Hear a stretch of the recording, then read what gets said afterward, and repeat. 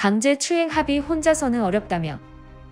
강제추행 피해자와 합의를 해야 하는데 상대방 배도가 완강해 쉽지 않습니다. 반의사불벌죄라 합의해도 처벌받을 수 있다는데 꼭 합의해야 하나요? 안녕하세요. 법무법인 로블입니다.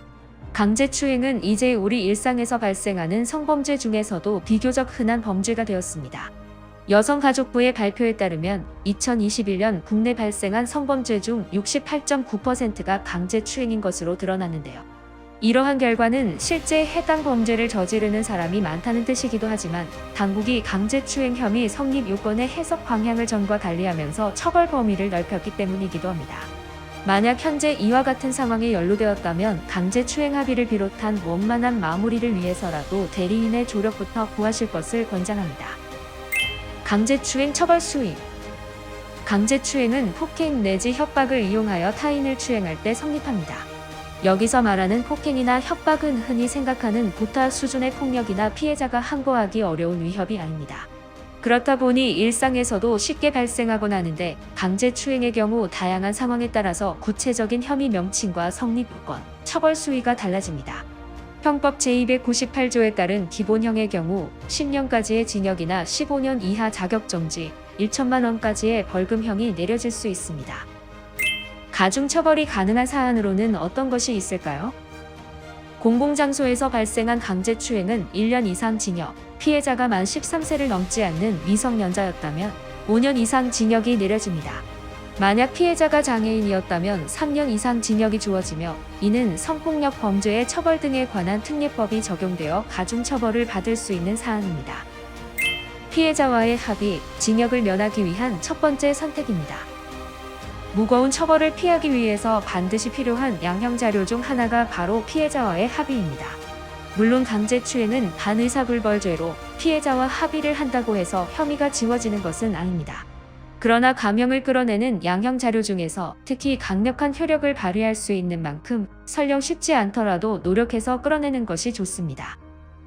1심에서 피해자와 합의에 실패했다면 어떻게 해야 하나요? 1심 결과에 따라 항소를 통한 합의를 시도할 수 있습니다. 간혹 강제추행 혐의로 기소되어 피해자와 1심에서 강제추행 합의를 이루지 못해 염려하는 경우가 있습니다. 만약 집행유예를 받았다면 항소 시 실익부터 따져보아야 하는데요. 종종 경제적 여력이 되지 않아 합의금보다는 집행유예가 낫다고 여기는 분들도 있습니다.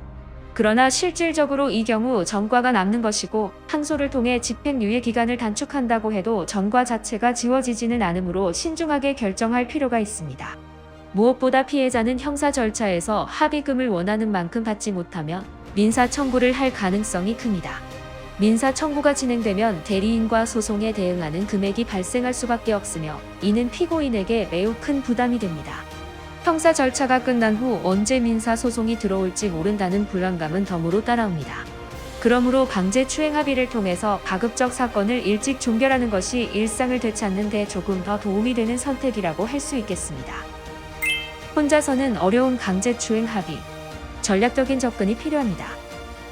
끝까지 합의를 끌어내지 못한 경우 탄원서와 반성문, 소정의 형사 공탁금을 걸어두면 합의만큼은 아니지만 양형에 반영됩니다.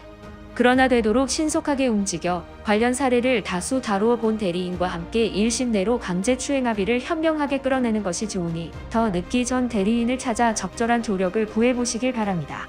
법무법인 로블에서는 초기 대응부터 불리한 진술을 하지 않게 밀착 동행하는 것은 물론 과중한 처벌이 내려지지 않게 재판이 끝날 때까지 조력합니다. 강제추행 합의에 있어 관건은 골든타임입니다. 시간이 더 늦어지기 전에 법무법인 로블을 찾아 자문하시면 좋겠습니다.